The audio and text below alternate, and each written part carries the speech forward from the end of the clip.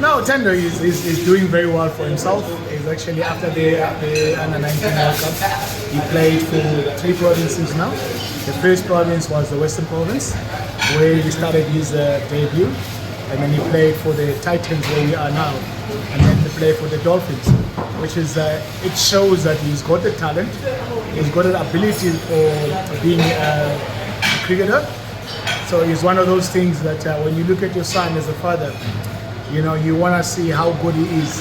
But at the same time, you don't want to put him under pressure. You want to let him enjoy himself and play the game that he loves the most. And what about SA20? Is he a part of any of the franchises? No, not yet. He's not part of the SA20. And then I think probably he's disappointed about that because he wants to be, you know, part of anything that happens in South Africa. As a father as well, you know, you want to see your son when the opportunity, you know, comes. You know, you want to see him progress because you look at the player now, Andre Berger. Yeah. That's his age. You know, he should be knocking at the same door as he is. Look at him, he played. He had 3 debutants. The 2020, the 50 overs, and now he's playing the first test match, which is, it's a sign of if you want to achieve something, there's nobody else can do besides you. Not yet. Not yet. Not yet. Makhaya, when we saw your bowling back in the day, we associated yourself to fearsome bowling, fearlessness on the field. Do you think he has the same quality, Thando has the same quality? He has. You know, if I can show you the videos, you know, we share every single game that he played. I could see the resemblance of what I used to do. You know, coming wide of the crease, being able to bring the ball back to the right-hander, and then he's being so good as well when it comes to the left-handers. When the left-handers actually leave the ball, you know, on the awkward area as well. So I think the skills is there, the talent is there. All you need to make sure that you get consistency in everything that you do. Like when you see at KG and Makhaya Ntini nearly 400 wickets, Dale stayed nearly 500 wickets. Like, where does KG come in the pantheon of great? As Donald, Pollard, Ntini, Sale? No, most definitely he's in a mix. He's in a mix. But the problem given, you know, when you're talking about, you know, those guys that they've already, you know, passed the 400 mark, and KG is chasing the 300 mark as well. So it tells you, but we're having a massive problem. You're playing 2 test matches a year. What is that? Do you think those guys, they can hold up, you know, up until they get to those, you know, milestones? It's not going to be easy for them because of the nature of the games that have been given to South Africa to play with the other countries. It's not going to be easy. Coetzee is getting more than $1 million rands in IPL. So after that, do you think it will be a kind of a problem for him to decide that what will be the priority, because you have to also pay your bills? The career is a short one. No. You know, the priority is your country. Regardless of you can be the guy that has played. You know, look at Kagiso now. How many test matches he's played, but he still continued to play for the IPL with the white ball. So if he's gonna think that now because he gets more than $1 million, and then he's gonna start to think, okay, which one should be his favorite? That would be his biggest mistake. You know, continue playing for your country and continue playing test match.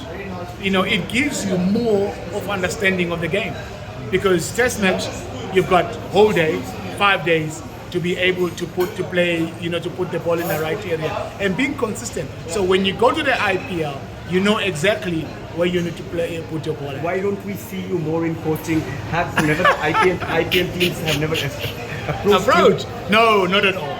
I haven't been approached even here at home. You know, that's a sad thing. What is the reason for that? Man, I will never know.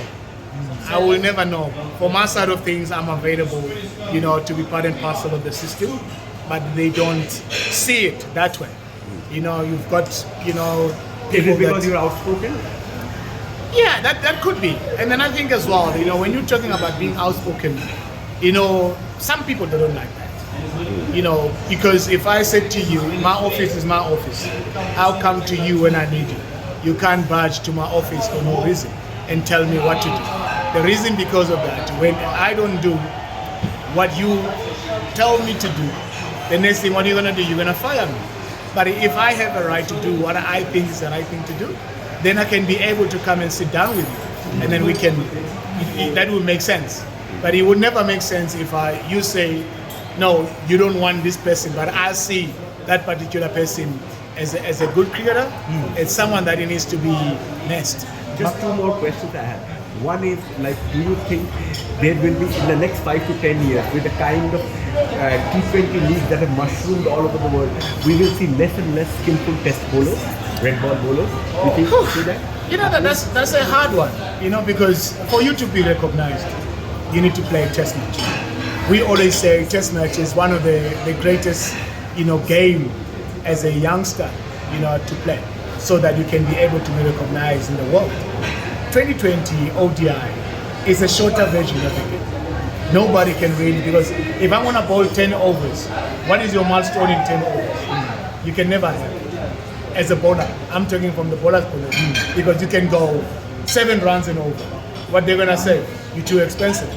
But in a test match, you are able to see yourself where you were expensive, and you can be able to recover because you've got more time. And then your fitness, it counts when it comes to test. On an ODI, you bowl 6 overs, it's okay. T20, you bowl 2 overs, it's okay. You know, and then where then you'll be recognized. Where is your milestone? And last question is, I want to ask that you've played against Srinath, you've played against Zahid Khan, and now you've seen this Indian attack. Shami is obviously not here.